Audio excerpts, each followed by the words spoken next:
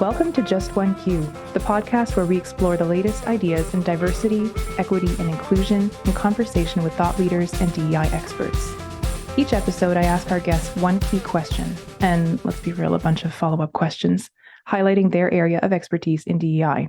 The goal is to leave you with the tools and insights that you need to drive change in your own life, both professionally and personally. I'm your host, Dominique. I'm a diversity, equity, and inclusion educator and advocate working for the DEI and e-learning consultancy Dialectic in Guelph, Ontario. On this week's podcast, I am joined by Angie Arora. Angie is a veterinary social worker specializing in veterinary well-being, pet loss support, and equity issues within veterinary medicine. As a certified companion fatigue specialist and mental health and well-being coach, Angie provides coaching and training for veterinary professionals to improve professional quality of life. Hello, Angie. It's great to have you on Just One Q. Thanks so much for having me. You're very welcome.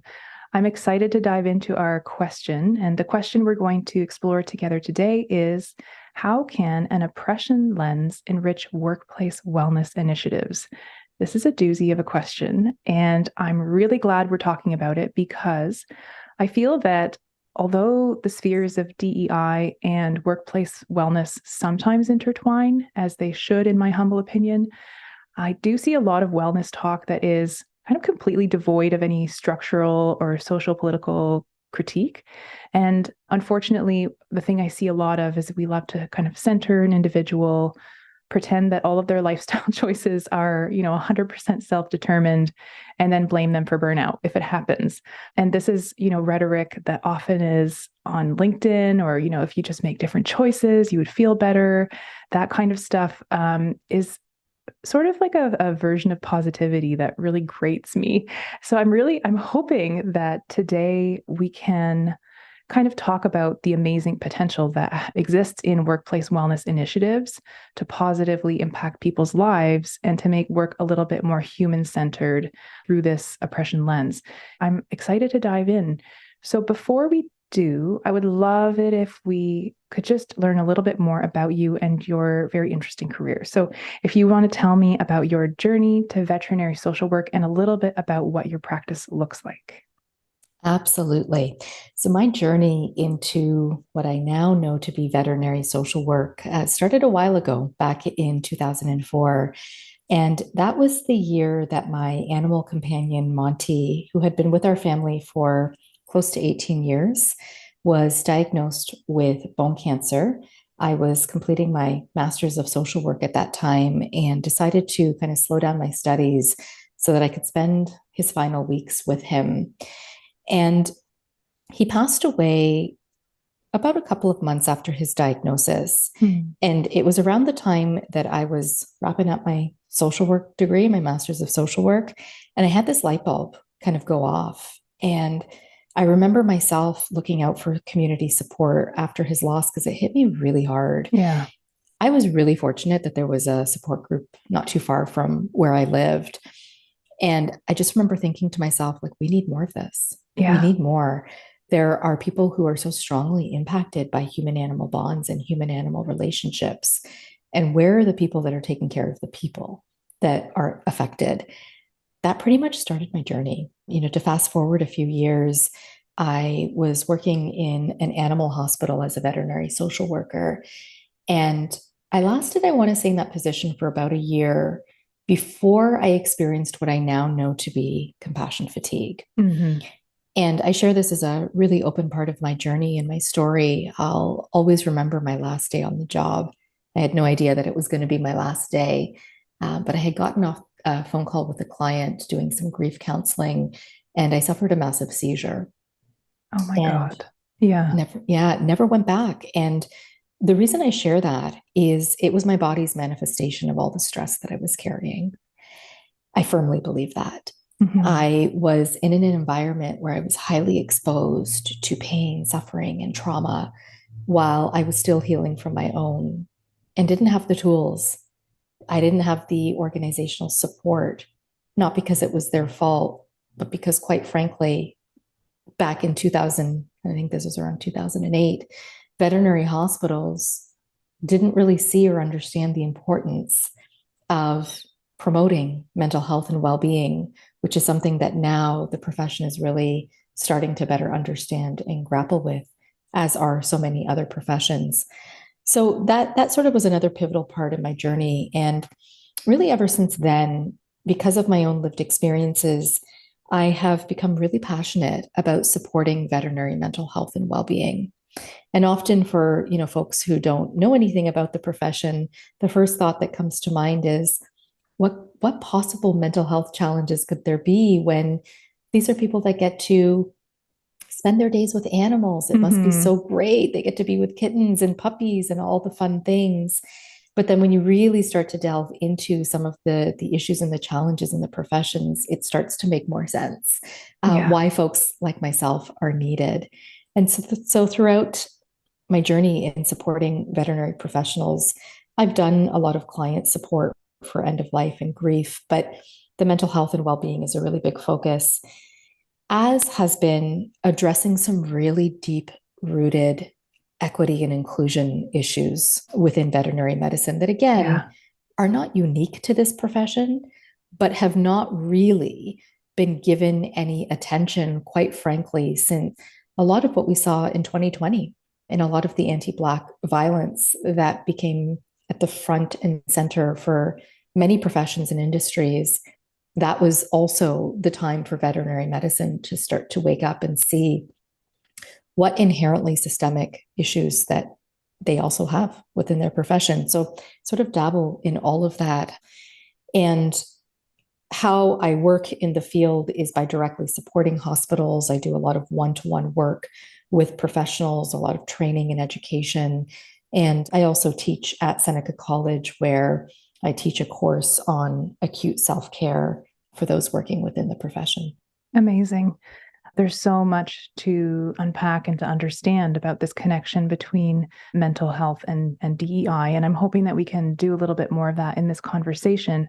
But I think what I'd like to go back to just for a second so that we can understand it more fully is this idea of compassion fatigue or empathic strain. Would you mind just telling us a little bit more about that? And obviously, this is not something that's experienced only in the veterinary world. I have a feeling that many people listening to this podcast who have healthcare or healthcare adjacent jobs, or who know somebody who does, are having light bulb moments around some of this subject matter too. I'd love to hear a little bit more about compassion fatigue from you. Yeah, absolutely. And I totally agree with you that the whole idea and concept of compassion fatigue is not unique to veterinary medicine. In fact, the whole concept emerged from humans who care for humans. And it has only been recently that people have understood that this also applies to animal care providers. So I think there's a lot of misconception around what compassion fatigue is. And when I say misconception, often a misunderstanding of what the root causes of it are. But at a very high level, surface level, when we think of compassion fatigue, it's often referred to, especially by somebody by the name of Charles Figley, as the cost of caring. And so if we are in positions where we are holding space for the pain and suffering of others, it does put us at a heightened risk of compassion fatigue. And so what often happens for people who are moving into their career of choice, many of us start out highly zealous. We're excited, we see the future, we're optimistic, we're hopeful, we're passionate. And as certain stressors take place, which I'll talk about in a moment, we can start to see if those stressors are left unresolved, can start to lead to what we call irritability. So like the things that used to not get under my skin are just stressing me out a little bit more. Yeah. And when the factors continue, we can start to see people withdrawing. And this is how we know that compassion fatigue is sort of on its course. And the withdrawing often looks like a high degree of numbing, putting up this invisible wall between you and the person or the animal that you're caring for, so that the pain that they are experiencing doesn't penetrate into me. And on the one hand, it's a bit of a survival mechanism for folks. Yeah. But on the other hand, as we know, numbing and withdrawing cannot be we don't get to select where and when we do that. And so it starts to seep into our personal lives. When we numb out the pain, we're numbing out the joy. And when people are really deeply rooted in compassion fatigue, they're often left with a decision, if they're even aware that something is going on. Do I stay in my job? Do I stay in the career? And this is something that in veterinary medicine, we're really grappling with, where we're seeing more folks leaving the profession, which is quite unfortunate because we actually know that compassion fatigue is highly responsive to change. The opposite of compassion fatigue is compassion satisfaction, which is how do I derive pleasure from my work? And so just coming back for a moment to the root causes, according to research, and I'm going to cite more specifically an organization called the Traumatology Institute, which is where I became certified as a compassion fatigue specialist. They talk a lot about how the root causes of compassion fatigue are burnout, plus unresolved primary trauma, plus unresolved secondary trauma. And so very quickly, burnout is a highly systemic issue when we're talking about workplaces. This is when there's a really big workload and I can't keep up with the demands of my job. There is a perceived or actual lack of fairness. I don't feel like I have control over my job. Decisions are being made that I just can't influence. There's a mismatch between my values and what I'm being expected to do at work. There's a lack of recognition, whether that is financial or verbal, that I just don't feel like the work that I'm putting in is being rewarded and recognized. And another really big root cause of burnout is a lack of community. So feeling like I don't have a good support system at work. And we can see that a lot of those causes are highly systemic. So when we link it back to compassion fatigue, we have to see that while compassion fatigue is often perceived as a highly individualized experience, some of the causes are highly systemic.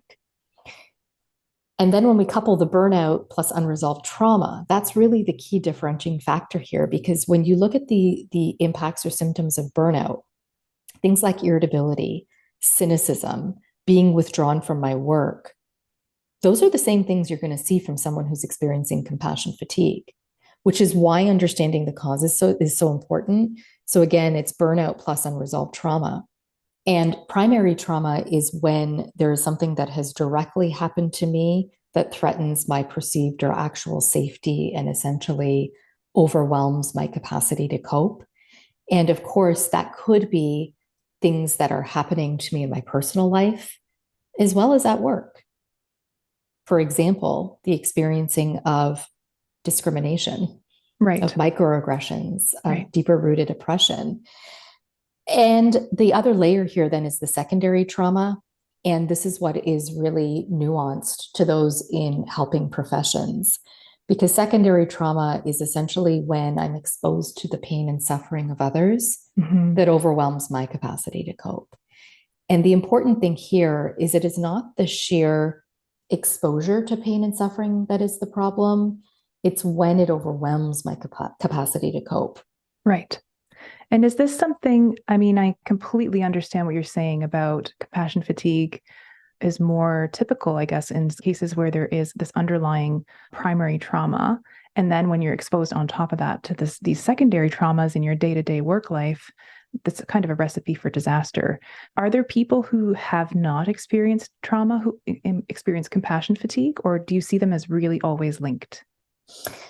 They are, if you go by this definition of compassion fatigue, which has been pretty highly researched, that burnout is not enough to experience compassion fatigue, that there are layers of underlying unresolved trauma that overwhelm our capacity to cope. Now, here's the thing, the way that we define trauma is highly varied.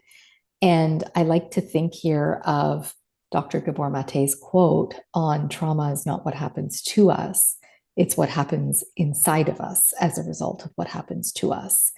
And so while there can be situations and events that may be traumatic, it's really the internal experiencing of it. And in the context of like workplaces, this is what I see a lot, is that it may not even be unresolved personal stuff, but it's the unresolved stuff that I'm having to hold space for at work. Right. Yeah. I hear that. And I can think of examples in my own life of events that have happened to two different people. And the event itself is quite similar or even the same. Like we can have, two witnesses to the same event. And the way that they internally process that is wildly different. And one person will say, I'm okay. And the other person will say, that was really traumatizing and I'm not okay. So I think there's a lot to unpack in terms of how oppression factors in here and how people's experiences of oppression based on their race or ethnicity or gender or sexuality or disability or whatever other identity factor can really shape their experience of compassion fatigue. Do you want to say a little bit more about that and how the specific experience of people who have typically more marginalized identities and how that shapes their experience of compassion fatigue? Absolutely. And you've already started to touch on it. But if we come back to just even the very nature of burnout, even before we talk about trauma, if we agree with what's called the work-life model to define the causes of burnout, a couple of pieces that I had mentioned in there were lack of fairness and a mismatch in values. The sheer presence of oppression in a workplace is directly related to burnout, based on those two reasons alone. Lack of fairness in how I'm treated, potentially, whether that is at a very overt one-to-one level or whether that is through systemic barriers in my workplace, and also the observing of what perhaps my colleagues have experienced. And you can even stretch that out to, depending on where you work, how clients are treated, how patients are treated. And so if I'm having to witness microaggressions, overt discrimination, policies that are purposely excluding folks from accessing services, those all can contribute to that bigger frame of burnout. And this is why we have to move away from understanding burnout simply as a workload issue. It is one factor, it is not the only. And you started to touch on this earlier. This has been a bit of my frustration in looking at mainstream wellness initiatives or even just wellness frames, which are highly Eurocentric, are highly driven by folks not of diverse and intersectional identities. And then the viewpoints that we get are just excluding entire lived realities. As an example, in the profession that I work with in veterinary medicine, I can count on my hand how many, just as an example, racialized veterinary social workers I know, me being one. My vantage point, because of my own lived experience and identity and training, allows me to see the interconnection here. But when I see a lot of people talking about things like burnout and compassion fatigue, there's not even a sheer mention of how oppression can impact mental health. Yeah. And so the very lens that we're using is highly skewed to begin with. Now, to add on the layers of the trauma, this one I think feels a little bit more obvious, that we understand oppression to be a psychological dimension of trauma. And so, sorry, the other way around. The other way around, yeah. Yes, trauma is the psychological dimension of oppression. And so if I don't feel like I can fully show up as my true self to work, and I'm purposely having to code switch or leave parts of my identity at home and at the door, that contributes to a lack of safety in my workplace. If I have to switch up the way I speak to conform to professional norms, if my name is being shortened and anglicized by people, that affects my sense of safety. And so there's this whole other concept within this, which is around psychological safety. Can I show up at work without the fear of making mistakes, of being reprimanded, And for a lot of people who don't fit the mainstream norms, there is another really big connection there of having to leave parts of me, and not just me as a person, but my community's experience, for example, at the door. Like I distinctly remember in 2020 speaking with a veterinary receptionist who on her way to work was passing and walking through a lot of the anti-police protests that were happening at that time. And she herself was a Black woman. And I remember her telling me, like, when I got into work, I couldn't just sit down and get to my job. Yeah. There was so Yeah. much that I was holding. And then I look around my hospital and there's nobody who I feel like I can really talk to. There's nobody that looks like me. There's nobody that understands what that felt like. There's nobody who understands how our communities are being shaken to their core right now. And we don't feel safe anywhere. Mm. But yet I'm expected to show up at work, sit down, do my job. And when I demonstrate behaviors of how this experience is affecting me, there's no context for them to understand it in. And so then, I'm putting words to her experience here, but we see this high degree of decontextualized behaviors in the workplace when we don't understand how, in this example, racial trauma is affecting how she can or cannot show up at work. What on the surface level people are going to see is she's not focused. She's not getting her job done. She's lazy. She's trying to find a way to not work. Whereas this whole narrative and experience is under the surface for her, that she doesn't even have a place that she can safely talk about it. Yeah. Thank you for articulating that so clearly. And this is such a moment of overlap between the work that you're doing and the work that I'm doing as a DEI practitioner. I mean, part of the thing that we teach is this idea of belonging as being so important to people's mental well-being at work. And we do talk about something called belonging uncertainty, which sounds a lot like very similar to the thing that you're describing, which is sort of this idea that if you have identities that are not represented in your workplace, or if you are living through systems of oppression outside of work, whether outside of work and inside of work most often, you're walking into the room with your belonging already more challenged than the person sitting next to you potentially, right? And so this is something that isn't, when we talk about belonging, we're not talking about, oh, everybody just wants to be themselves at work. We're talking about, no, for some people, this is much more the experience of not being able to be themselves anywhere at any time and having that support and having to kind of wade through trauma. Like that's the invisible stuff that a manager or a colleague may not necessarily understand. And so there's such an important part there of talking about these factors and this trauma that people are experiencing and carrying that into how we can talk about, belonging or wellness, or give a little bit more meaning and rootedness to these constructs. So I love the way that you've kind of woven this all together. Thank you. And I appreciate this piece on the belonging uncertainty. And as you were talking, it also reminded me of, if we think of belonging as that sort of higher level experience, that higher level feeling, what we also know, and there has been more research coming out about how when I don't belong or don't feel like I belong, there is a direct correlation between that and my physical health. Mm-hmm. And the connection here being around our nervous systems. So, as an example, when I go into an environment where no one looks like me, where I don't feel like it's safe to be myself, where it's not safe to talk about my experiences, personal and or professional, our bodies go into this sort of like hypervigilance mode, right? Yeah. What many of us often think of as fight or flight.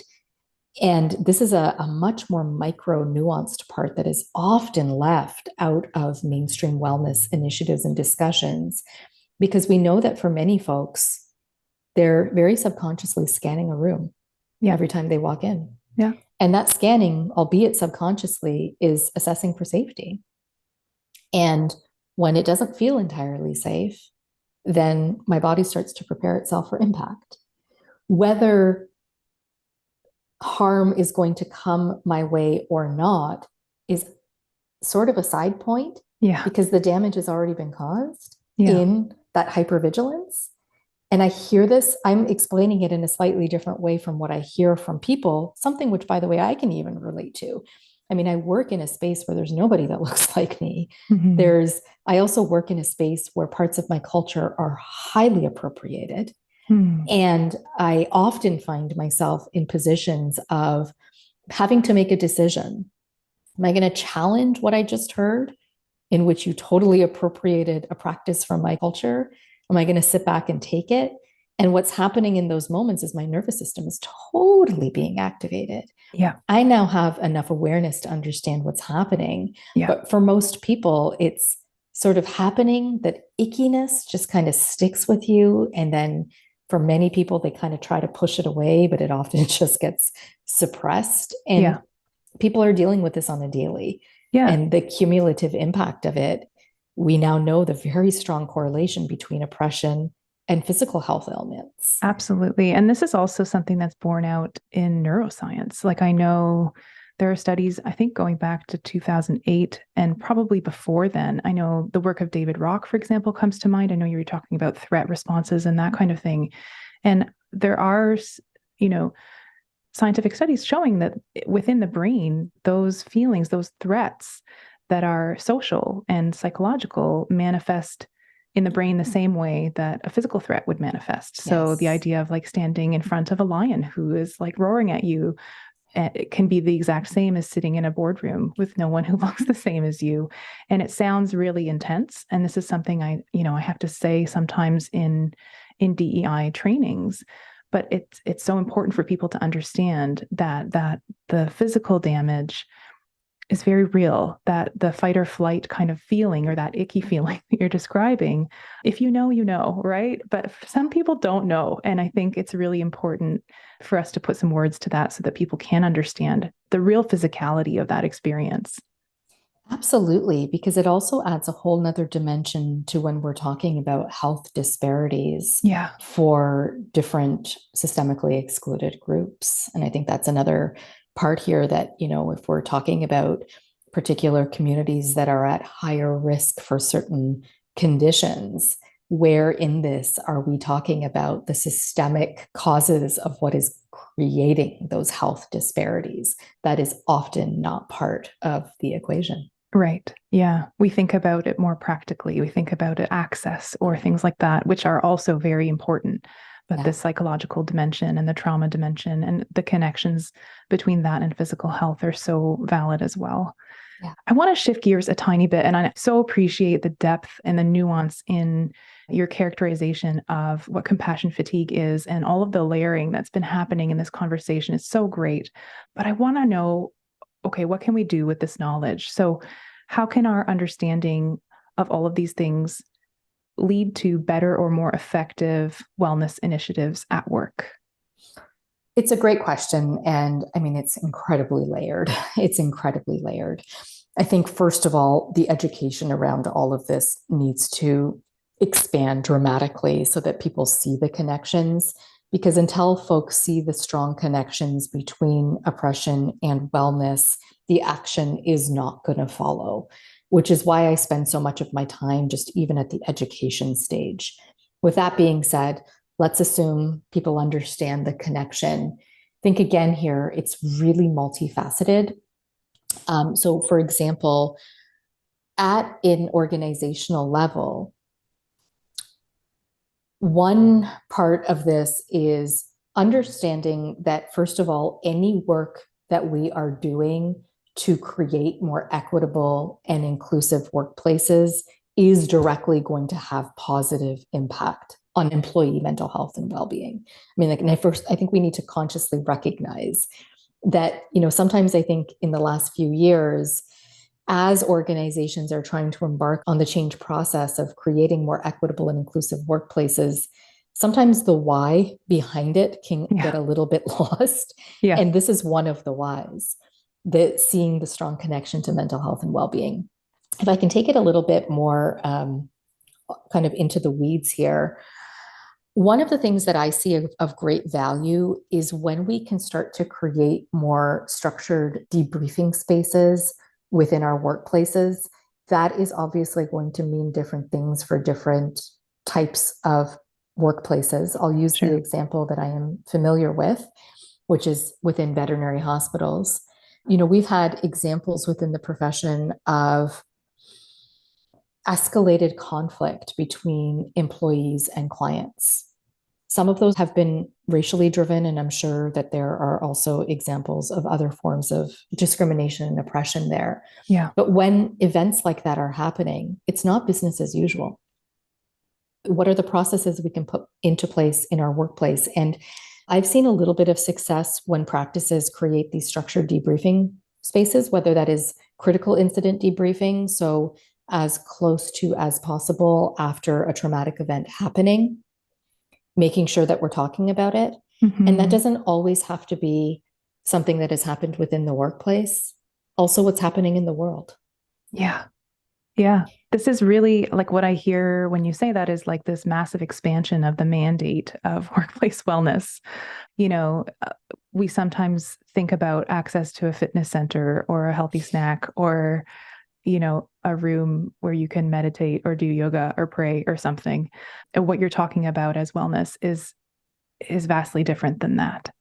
And I think one way to really think about it is how does the oppression that people experience shape what wellness really means to them, right? Like maybe you're not, obviously, if you're experiencing this degree of burnout or compassion fatigue, the healthy snack table isn't really going to cut it. So what are the other things that are important? Yeah. And I appreciate some of those examples. Like, is there any place for all of those traditional wellness type activities at work? Like, do those have any value at all? I absolutely believe that they have value. It's not a one or, it's an and. We have to continue with those pieces while we also recognize that this deeper work needs to happen. Now, with that being said, I think that there is also some responsibility on looking at if we are promoting, just for a lack of a better word here, some of the mainstream self-care and wellness things that often come to mind, like the yoga, the meditation, etc. We also have a responsibility to ensure that, in my opinion, those are being led not just by trained practitioners, but from practitioners who understand the roots of those practices to avoid the cultural appropriation that we often see. I've spoken with several folks who have engaged, in just a very overly simplistic example here of engaging in yoga only to see the person who's leading the yoga not really understanding the historical roots of the practice. And inadvertently, I'm sure very unintentionally, saying things that don't land very well with someone who understands the culture and the practices behind it. Right. Just as a random example, everything has become, the word namaste has fallen into mainstream wellness products and services. And the whole very nature of the word is become totally exotified and often used really out of context. And for the vast majority of people, that's not going to rub them the wrong way. And yet, if that is a word that means something to you and you actually use it and understand its meaning, it's not going to create a very inclusive wellness activity for me to engage in. In fact, it's probably going to turn me right off. Like, yeah, no, thank you. That's not for me. And so, how are we ensuring that the practices that we are incorporating are really well thought out and are meant to be able to reach diverse groups in meaningful ways? Yeah. Oh, I love that. And, my brain was going to more the systemic stuff and making sure that we have those basics. So the sort of the tension between asking somebody to, have a bubble bath and paint their toenails so that they can show up to their super hard job tomorrow and calling that self-care, but the thing that you're saying is that even those self-care things in the workplace can contribute to oppression. And so that we have to be very cautious about the wellness activities that are offered even if they're not the big systemic ones, even just the snack table or the yoga or the whatever, there's room for those to be full of appropriation and misaligning cultural context so that it actually contributes more to oppression rather than to wellness. Yeah, Yeah. absolutely. And to circle back to your point, that piece is also really important in not throwing individual tools at systemically caused issues. Yeah, absolutely. And so when I think of the connection there between DEI and wellness, that's where my brain goes, is to all of those systems. I mean, DEI has this problem often too, where we think of it in terms of just training, for example, just like I think people think about wellness as, gym and snack table or whatever. And I know that's not like a full definition of wellness, but those are just little examples. But I think both of these, DEI and wellness, need to take that kind of broader structural look, because time off, pay, all of these major things that shape life and access to time and to your own healing outside of the workplace also, right? And to connection to community and to building those ties that you were saying, the absence of those ties can really be part of that oppression and the trauma that we feel. And with what time are we supposed to build these connections, right? So I think of those as sort of big levers, and a lot of the other stuff like little training experiences or a little wellness retreat or whatever as almost band-aids sometimes. Yeah, absolutely. And somewhere within that, my brain went to the word safety keeps coming up, right? I mean, we can't expect people to be well at work if they're not safe. And a big factor within veterinary medicine specifically, while there are issues for the professions working in vet med, another really big layer to this is access to care for communities. And, that's probably a whole nother conversation, but that is also an important part here, because if I'm trying to provide veterinary services in a system that historically has excluded affordable access, culturally appropriate access to many different groups, that doesn't contribute to me feeling like I can do my job very well. Right. And so the layers, I think, are just so enormous here. Yeah, absolutely. I feel like we could just continue and unpack and peel back these layers one after the other. But I do want to take a little bit of time at the end as we close for a little bit of utopian thinking. So I like to engage in this, and I think it's really important and effective. But I want to dream with you a little bit about what could difficult care work, like veterinary or medical care, look like in a more just and less oppressive society. To me, it looks like and this is utopian, a really big slowing down and revisiting the way we work. Yeah. And to make that a little bit more concrete, I've been delving a lot lately into the idea of psychological health and safety in the workplace. And if I think about veterinary medicine, which I'm going to imagine is, has some similar challenges to human medicine, we are putting people in workplaces and professions without call it the protective gear, right, to withstand the massive layers of stress and trauma, and expecting that they're going to make miracles happen. Yeah. And until we slow down, really from an organizational lens, start to create workplaces that are safer, that are more accessible, that are understanding and responsive to the varied human needs, some of that based on identity and experience, until we create conditions for our employees to thrive, I don't see how we can produce quality work. Mm-hmm. Yeah, I love the idea of sort of a utopian vision always being one of the central components is always a slowdown, right? I think a lot of us are on this treadmill or feeling like our organizations are kind of moving at a frantic pace, and that all of the shortcutting and all of the speed there is responsible for a lot of neglect in what could Mm. be really beautiful community-centered care relationships.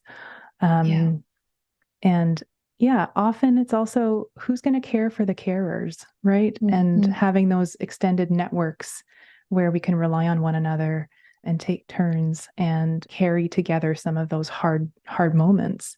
All of that work takes time. And I think it is work, is the other thing, right? It is work that should be valued, and often it's not. So my utopia has, you know, a more value, a stronger valuing associated with all of these care roles. Yeah. And yeah, Yeah. but I like to dream like that. So I think it's a great I way like it. to close it out. Yeah. Um, so thank you so much for all of this really healing and hopeful advice, Angie. I think we've unpacked the problem, but we've also kind of touched on some of the solutions as well. And I love the way that you've been able to give us some awareness of what workplace wellness can accomplish if it's done through a lens of oppression with that awareness. This conversation for me has had so many echoes of liberation psychology, which I want to say is a term I'd encourage our listeners to explore if it's unfamiliar. And Angie, I'm sure it's a familiar one to you, but I'm going to read a little definition maybe for our listeners who aren't familiar. This is from the Liberation Psychology Network, and they describe it as a body of thought and practice centrally concerned with the experience, knowledge, and action of those who have been excluded and marginalized. So the effects of dominant power and its structures on the oppressed are explored together with the lived impacts of poverty, social injustice, censorship, repression, and violence. Liberation psychologists aim to hear, amplify, and incorporate in their theory and practice the voices and knowledge of those others, quote unquote, most affected by these kinds of oppression. And I think, Angie, what I'm hearing from you is that that's a massive part of your work that you're doing as a veterinary social worker. That amplification of the voices that are so excluded Yeah, from the way we do our work and the way we change I could not agree more. It has to be at the front and center of any of our change work moving forward. amazing. Thank you again. And of course, I'm going to invite our listeners, if you want to stay connected with Angie Arora, please find links to all of her socials in the show notes. And Angie, I have one last bonus question. Is there any other person or organization whose work you'd like to amplify today? How fitting. I love that question. There are a couple. I would encourage anyone who's listening that perhaps works in this space to visit an organization called Blend Vet. And they are the first of its kind DEIB certification for veterinary hospitals and are really, really starting to shift the way that not only we're having conversations about this, but the action that needs to come as a result of the awareness. And I mentioned a little bit earlier on the whole idea of access to care for communities. And when I say access to care here, I'm talking about access to veterinary care. Yeah. And a couple of organizations to look into if this is piquing your interest. Uh, One is called Chapter 8, which is in the US, and it's a nonprofit that uses advocacy and art to essentially foster a more representative and equitable veterinary profession, focusing on access to care. And more locally here in Canada, more specifically Vancouver, an organization called Haven Veterinary Services in Vancouver that's led by Dr. Amelia Gordon. And she just really has created this beautiful way of improving access to veterinary care. And they do a lot of consulting with shelters, nonprofit groups, et cetera, to start to reduce the barriers that many communities still continue to face in getting proper care for their animals. Amazing. Thank you so much for that amplification. And we'll definitely pop some links to those organizations into the show notes as well for any listeners. Angie, thank you so very much for joining me today. Thank you so much for having me and allowing these conversations to continue. As always, I want to welcome any of our listeners to reach out to me if you would like to be a featured guest on this podcast, or if you'd like to sneakily nominate someone else. You can find my email in the show notes as well. And if you like what you're hearing, please leave us a rating and a review, or share this episode to your own socials. It truly does help get the podcast into more ears. I'm Dominique. Thank you so much for listening, and see you next time on Just One Q.